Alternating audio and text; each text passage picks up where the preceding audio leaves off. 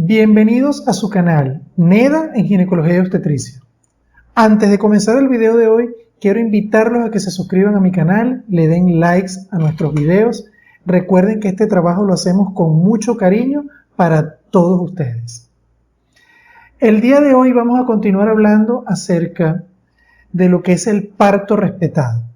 Específicamente las recomendaciones de la Organización Mundial de la Salud para una experiencia positiva del parto, que es el fundamento a nivel internacional de lo que es el parto respetado o el parto humanizado.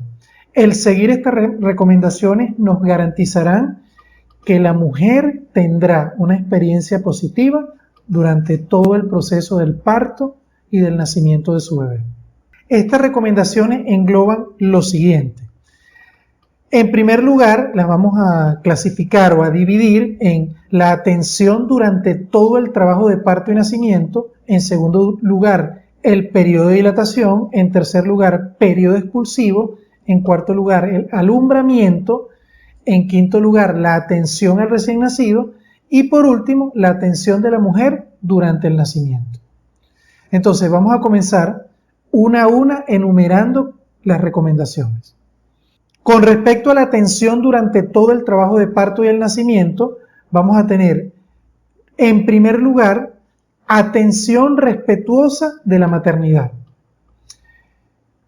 ¿Qué quiere decir esto? Bueno, que acá debemos tratar a la paciente de una manera digna, debemos tratar en la medida de lo posible de resguardar su privacidad, la confidencialidad de todos los procesos que se estén dando allí, y un apoyo emocional continuo.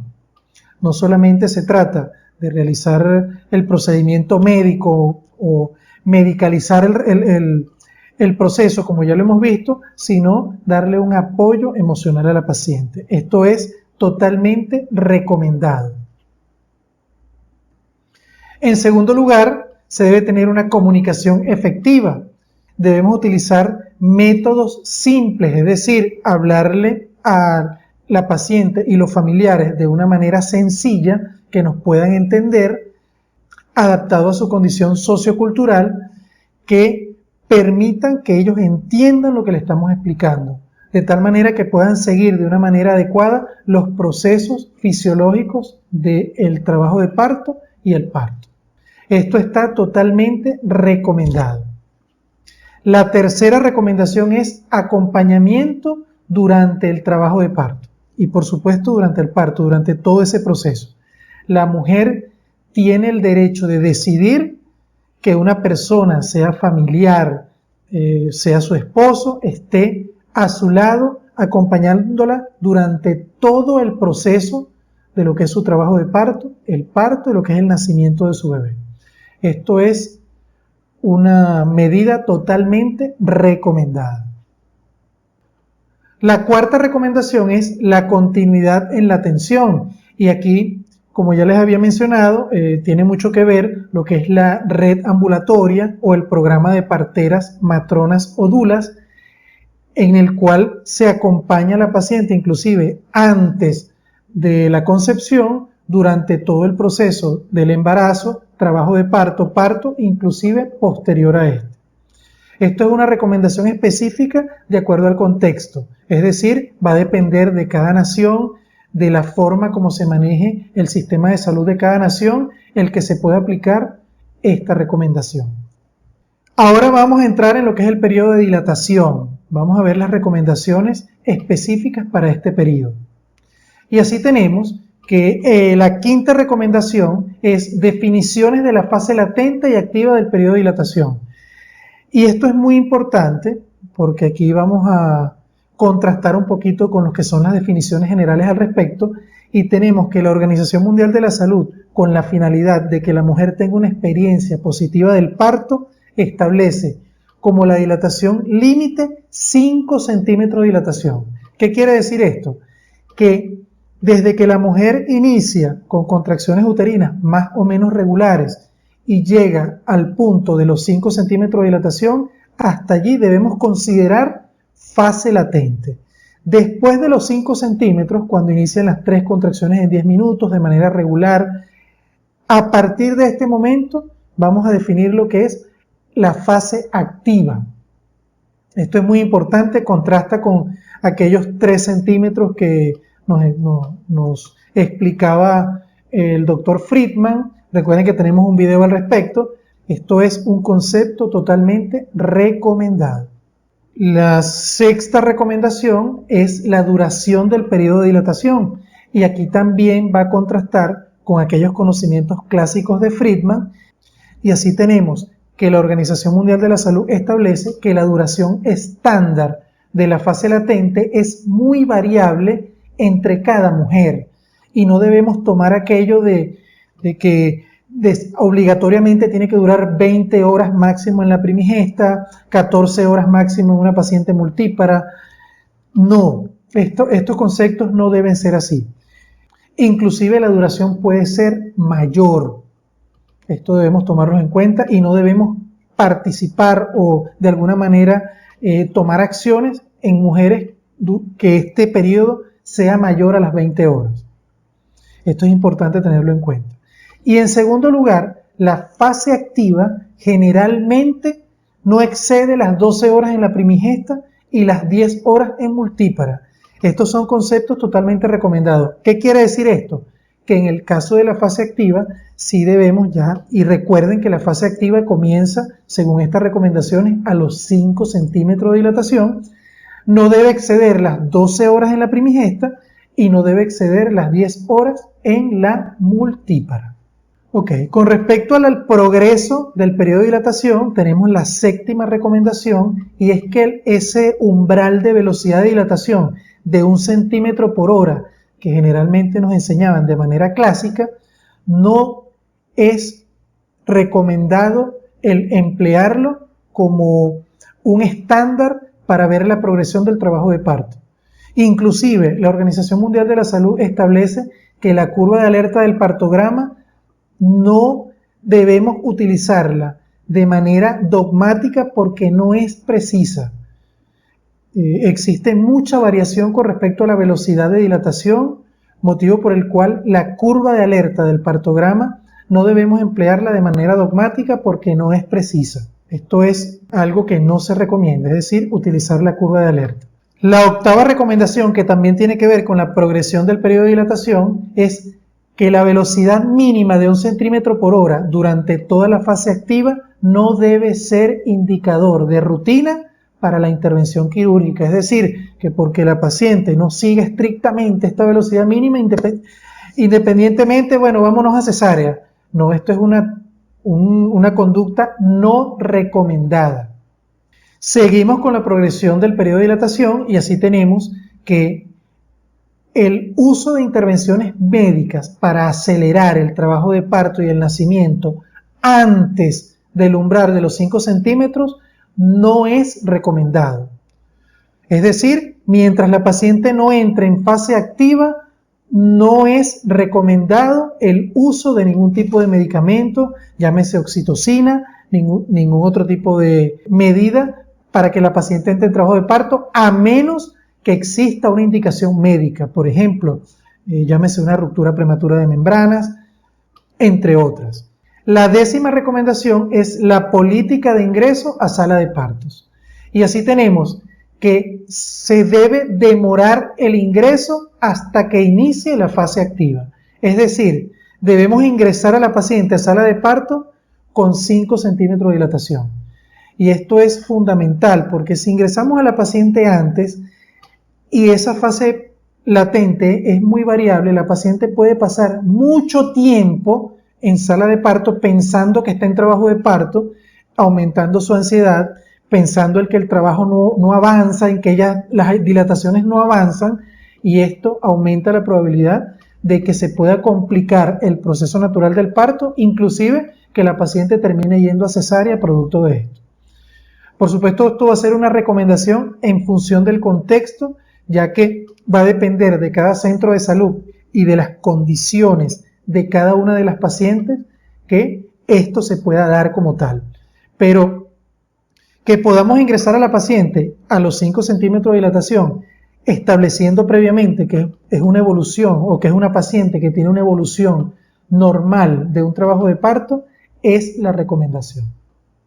La 11ª recomendación es pelvimetría clínica al ingreso, y es muy tajante la Organización Mundial de la Salud al respecto, y nos dice que en embarazadas sanas que no tengan factores de riesgo, no debemos realizar de rutina la pelvimetría clínica al ingreso, porque esto ya se ha demostrado que, lejos de crear una expectativa positiva con respecto al parto, condiciona mucho a que llevemos a la paciente a cesárea pensando que no puede parir.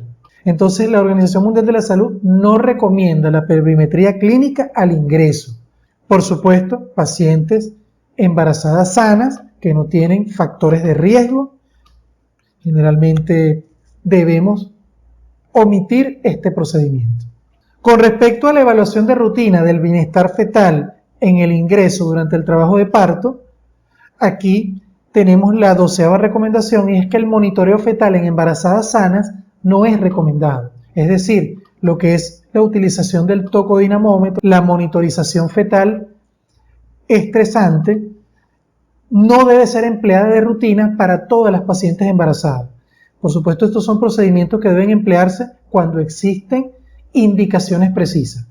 La 13ª recomendación es que la frecuencia cardíaca fetal debe ser vigilada mediante la utilización de un Doppler o mediante la utilización de estetoscopio o estetoscopio de Pinar. Esta es la recomendación. Y hablamos de Doppler, no un estudio de Doppler avanzado donde vamos a utilizar una ecografía especial, no. Es el aparatito Doppler que nos permite escuchar el latido cardíaco y establecer la frecuencia. Esto es totalmente recomendado. Seguimos con el periodo de dilatación, y la 14ª recomendación es con respecto al rasurado púbico y perineal. La Organización Mundial de la Salud nos dice que esto no debemos hacerlo, es decir, no es recomendado el rasurado púbico o perineal durante el trabajo de parto y el parto. La 15ª es el enema al ingreso, y tampoco es recomendado hacerlo, es decir, no debemos emplear enemas en pacientes que van a trabajo de parto. Seguimos con el periodo de dilatación, y la 16ª recomendación es con respecto al tacto vaginal, y aquí es clara la recomendación y nos dice que el tacto vaginal en mujeres con embarazos que entran en trabajo de parto sin factores de riesgo, que tienen una evolución natural al momento de realizar la evaluación, los intervalos entre cada uno de los tactos debe ser de 4 horas. Esto, por supuesto, nos va a disminuir el riesgo de infecciones y también la percepción negativa que pueda tener la paciente. La paciente generalmente, no, eso me hicieron tacto cada ratico, eso hace que la paciente tenga una percepción negativa y no ha demostrado tener efectos positivos en lo que es la progresión del trabajo de parto de la paciente, ni mejora lo que es la atención en caso de pacientes que se complican. La otra recomendación, que es la número 17, es que el monitoreo fetal continuo durante el trabajo de parto no es recomendado. Es decir, no solamente al inicio cuando ingresa, sino durante el trabajo de parto no se recomienda la monitorización fetal estresante, por supuesto a menos que exista un criterio médico claro de que deba usarse. Pero en mujeres que tienen un trabajo de parto de evolución normal, no debe emplearse el monitoreo fetal continuo. Seguimos con el periodo de dilatación y tenemos que la recomendación número 18 es la auscultación intermitente de la frecuencia cardíaca fetal durante el trabajo de parto. Auscultamos la frecuencia cardíaca, de igual manera el seguimiento lo hacemos de la misma manera, no monitorizando a la paciente como tal, sino utilizando ya sea el aparatito del Doppler, el estetoscopio de Pinar o un estetoscopio, lo que es la campana, para auscultar la frecuencia cardíaca fetal. Esto es recomendado en pacientes de bajo riesgo. La recomendación número 19 es la anestesia peridural para el alivio del dolor, y esto es totalmente recomendado, es decir, que va dependiendo las preferencias que tenga la mujer, si ella solicita y está disponible en la institución el administrar este tipo de procedimientos para el alivio del dolor, se le debe suministrar a la paciente. La recomendación 20 es el uso de opioides para el alivio del dolor, como por ejemplo fentanilo, diamorfina, petidina, entre otros. Es totalmente recomendado siempre y cuando la paciente lo solicite, siempre y cuando la institución tenga disponible estos medicamentos, se deben emplear. Seguimos pues con el periodo de dilatación y tenemos que la recomendación 21 son sobre las técnicas de relajación para el manejo del dolor, y están totalmente recomendadas tanto la relajación muscular progresiva como la respiración, como la música, como la meditación y cualquier otra técnica que haya demostrado tener un efecto positivo durante el dolor, están totalmente recomendadas. La recomendación número 22 es con respecto a las técnicas manuales para el alivio del dolor, y de igual manera están totalmente recomendadas, ya sean por ejemplo el uso de masajes, de compresas tibias, entre otras medidas que podamos realizar, están totalmente recomendadas. La número 23, o la recomendación número 23, es con respecto al alivio del dolor para prevenir el retraso en el trabajo de parto. Y aquí sí la cosa cambia, es decir, la Organización Mundial de la Salud no recomienda el uso de ninguna medida del alivio del dolor para prevenir el retraso, es decir, utilizar algún medicamento como por ejemplo antiespasmódico. Esto va a acelerar el proceso de lo que es la entrada de la fase latente a la fase activa. Esto no es recomendado. Bueno, vamos a dejar este video hasta acá. Le estamos dando 23 de las 56 recomendaciones, es decir, vamos por la mitad. En un próximo video vamos a continuar hablando acerca del resto de las recomendaciones, no solamente de la fase de dilatación, sino ya vamos a entrar en lo que es el propio periodo expulsivo, en lo que es la atención del recién nacido y la atención de la mujer posterior al parto. En verdad, muchísimas gracias por su atención. Recuerden que hacemos esto con mucho cariño para todos ustedes. Nos vemos en una próxima oportunidad. Hasta pronto.